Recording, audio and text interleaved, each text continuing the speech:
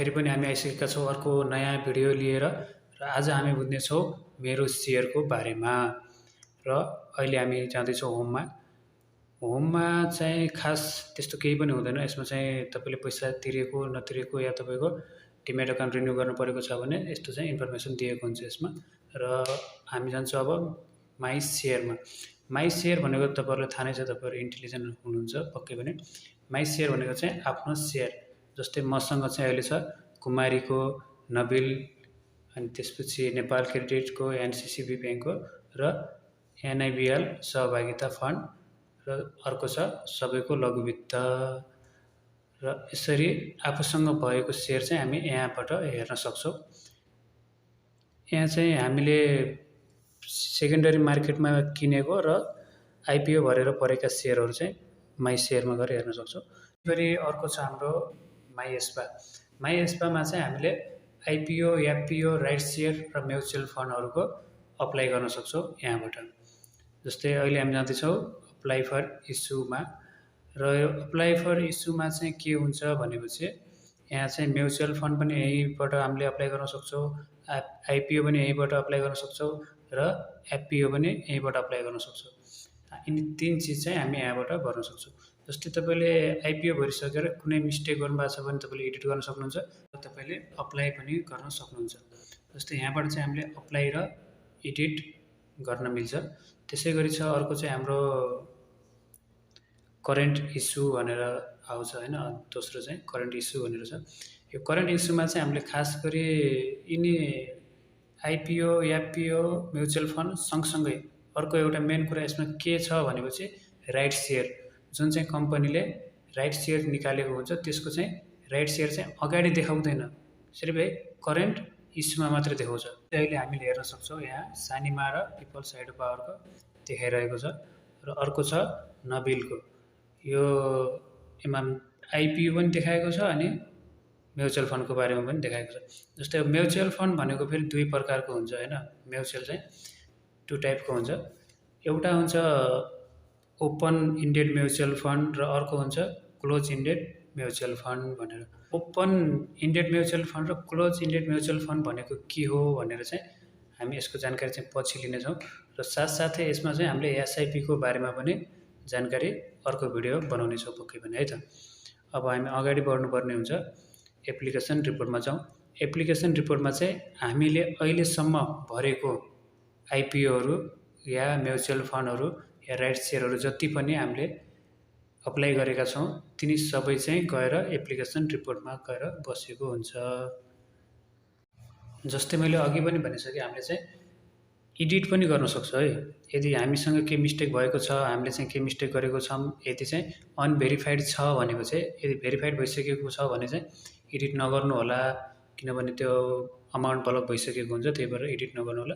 यदि चाहिँ अनभेरिफाइड छ भने चाहिँ तपाईँले के मिस्टेक भएको छ, तपाईँले धेरै अमाउन्टको भर्नुभएको छ, 10 किताबभन्दा धेरै भर्नुभएको छ होइन, 20 किताब म भर्दैन म 10 किताब भर्छु भन्नुहुन्छ भने चाहिँ तपाईँ चाहिँ फेरि एडिट गरेर त्यसलाई 20 कितालाई फेरि 10 कितामा लिनुभयो भने चाहिँ तपाईँको अमाउन्ट चाहिँ 10 किताको नै ब्लक हुन्छ र अरू अमाउन्ट चाहिँ तपाईँको ब्याङ्क अकाउन्टमै रहिरहेको हुन्छ। र फेरि अप्लाई गर्दाखेरि 10 किता छ भने त्यहाँनिर चेन्ज गर्नु होला र फेरि सिआरएन नम्बर माग्छ, सिआरएन नम्बर हान्नु होला, अनि त्यसपछि ब्लू टिक दिनु होला तल, अनि त्यसपछि एडिट गर्नुभयो भने चाहिँ तपाईँको एडिट सक्सेस हुन्छ। अहिले म चाहिँ एडिट गर्दैन किनभने मेरो चाहिँ मैले सही भरेको छु, त्यही भएर म चाहिँ ब्याक आउँछु।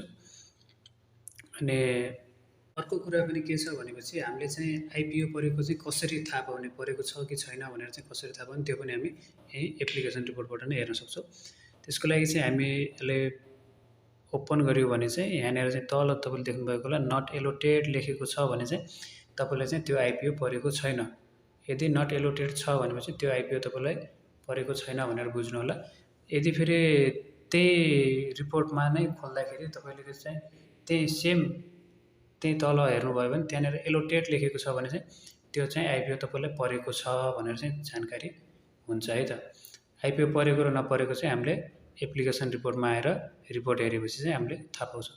र अर्को छ ओल्ड एप्लिकेसन रिपोर्ट भनेर, यो चाहिँ हामीले धेरै भरिसकेपछि चाहिँ यता पछि ब्याक साइडमा गएर बसेको हुन्छ। अहिले चाहिँ हामीले धेरै नभरेको हुनाले अहिले चाहिँ मेरोमा चाहिँ नो डाटा फाउन्ड भनेर भनेको छ। अब हामी जानेछौँ पोर्टफोलियोतर्फ। पोर्टफोलियो चाहिँ एकदमै इम्पोर्टेन्ट हुन्छ, किनभने सेयर मार्केटमा तपाईँ इन्ट्री गर्नुभयो भने चाहिँ तपाईँको जति बलियो पोर्टफोलियो बनाउन सक्नुहुन्छ त्यति चाहिँ तपाईँको फ्युचर चाहिँ राम्रो देखिन्छ।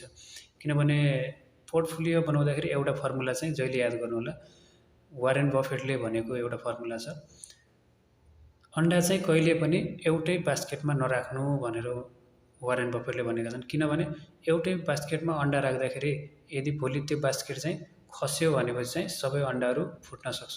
त्यही भएर हरेक अन्डालाई चाहिँ हरेक बास्केटमा राख्ने बानी चाहिँ बसाल्नुपर्छ। त्यसो गर्दा के हुन्छ भनेपछि एउटा कम्पनी डुब्यो भने पनि अर्को कम्पनीले चाहिँ प्रफिट दिन सक्छ है भन्ने चाहिँ एउटा होप हुन्छ। यसको चाहिँ सिद्धान्त त्यही नै थियो। त्यही भएर चाहिँ एउटै सेयरमा कहिले पनि पुरै लगानी नलगाउनु होला। यदि तपाईँसँग 1 लाख रुपियाँ छ भने त्यसलाई चाहिँ 10वटा कम्पनीमा 10-10 हजार गरेर डिभाइड गरेर पनि लगाउन सक्नुहुन्छ, नभए 5वटा कम्पनीमा 20-20 हजारको डिभाइड गरेर पनि लगाउन सक्नुहुन्छ। त्यसैले एउटै कम्पनीमा चाहिँ कहिले पनि पुरै पैसा नलगाउनु होला। आफ्नो पोर्टफोलियो जति बलियो बनाउन सक्नुहुन्छ त्यति बलियो बनाउनु होला। र अघि जुन त्यो मैले लेखेको थिएँ नि KDBY NCC BSL, त्यो चाहिँ के हो भनेपछि अघि सुरुमा जुन मैले फुल फर्ममा लेखेको थिएँ त्यही सेयरकै सर्टकट नाम हो। हामीले चाहिँ सेयरभित्र जुन सेकेन्डरी मार्केटभित्र चाहिँ किनबेच गर्दाखेरि चाहिँ यो सर्टकट नेमबाट नै किनबेच गर्नुपर्ने हुन्छ। त्यही भएर यो चाहिँ याद गरिरहनु होला। र अब हामी जान्छौँ फेरि मोरतर्फ। र मोरमा छ तपाईँको माई डिटेल भनेर। यो माई डिटेलमा चाहिँ अब म चाहिँ क्लिक गरेन, किनभने यसमा चाहिँ मेरो पर्सनल डिटेलहरू छ। त्यही भएर यसमा चाहिँ तपाईँले आफ्नो पर्सनल डिटेलहरू हेर्न सक्नुहुन्छ। त्यस्तै छ माई ट्रान्ज्याक्सन हिस्ट्री भनेर। यो माई ट्रान्ज्याक्सन हिस्ट्री भनेको चाहिँ के हो त भन्दाखेरि तपाईँले चाहिँ अहिलेसम्म कति सेयर चाहिँ ट्रान्ज्याक्सन गर्नुभएको छ भनेर चाहिँ तपाईँले यदि आफूले गरेको सेयर छ भनेपछि त्यसको चाहिँ यसमा नाम हानेर हेर्न सक्छ। त्यसै गरी अरू छ यो दुईवटा माई ब्याङ्क पर्चेस र अर्को चाहिँ खासै चाहिँ काम लाग्दैन जस्तो लाग्छ, किनभने यो चाहिँ हामीले खासै युज गर्दैनौँ र यसले छोडेर चाहिँ अगाडि बढौँ। अर्को छ हाम्रो माई पर्चेस र माई ETIS। यो चाहिँ एकदमै इम्पोर्टेन्ट। अनि हामीले बेचेको सेयरहरू चाहिँ उसको अकाउन्टमा ट्रान्सफर गर्दाखेरि त्यो चाहिँ हामीले नै सेयर ट्रान्सफर गर्नुपर्ने हुन्छ। त्यसको लागि चाहिँ यो एकदमै इम्पोर्टेन्ट छ।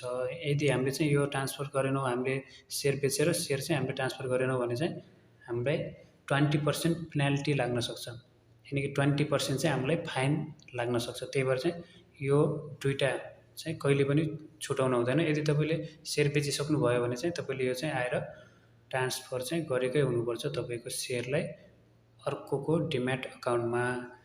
र यसको बारेमा चाहिँ अब कसरी चाहिँ सेयरलाई चाहिँ ट्रान्सफर गर्ने भनेर चाहिँ देखाउँदाखेरि चाहिँ मैले चाहिँ अहिले खास बेचेको छैन, त्यही भएर चाहिँ मेरोमा अहिले खास देखाएको छैन। त्यही भएर यसको बारेमा चाहिँ हामी पछि कुरा गर्नेछौँ कि सेयर बेचिसकेपछि चाहिँ कसरी चाहिँ सेयरलाई ट्रान्सफर गर्ने भनेर चाहिँ हामीले फेरि अर्को एउटा भिडियो बनाउनेछौँ। त्यसमा चाहिँ हामीले क्लियरली तपाईँहरूलाई सम्झाउनेछौँ। सेयर किनबेच भनेर चाहिँ हामीले एउटा भिडियो बनाउनेछौँ, त्यसमा बाई कसरी गर्ने र सेल कसरी गर्ने भन्ने बारेमा हामीले जानकारी दिनेछौँ। हस् त, यतिन्जेलसम्म अब सुनेर साथ दिनुभयो त्यसको लागि धेरै धेरै धन्यवाद। र भिडियोलाई लाइक सेयर सब्सक्राइब गर्न नबिर्सिनु होला। साथसाथै अर्को एउटा कुरा पनि भन्न मन लाग्यो, सुनिदिनु होला। तपाईँहरूले जति पनि सेयर किन्नुहुन्छ त्यो सेयरको चाहिँ फन्डामेन्टल र टेक्निकल एनालाइसिस गरेर मात्र किन्नु होला। र अहिलेको बजार मार्केट खासै राम्रो छैन, त्यही भएर अहिले फिलहाल छिर्ने काम नगर्नु होला। मार्केटमा छिर्नुभन्दा अगाडि एक्जिट र इन्ट्री पोइन्ट चाहिँ याद गर्नु होला। हस् त, धन्यवाद।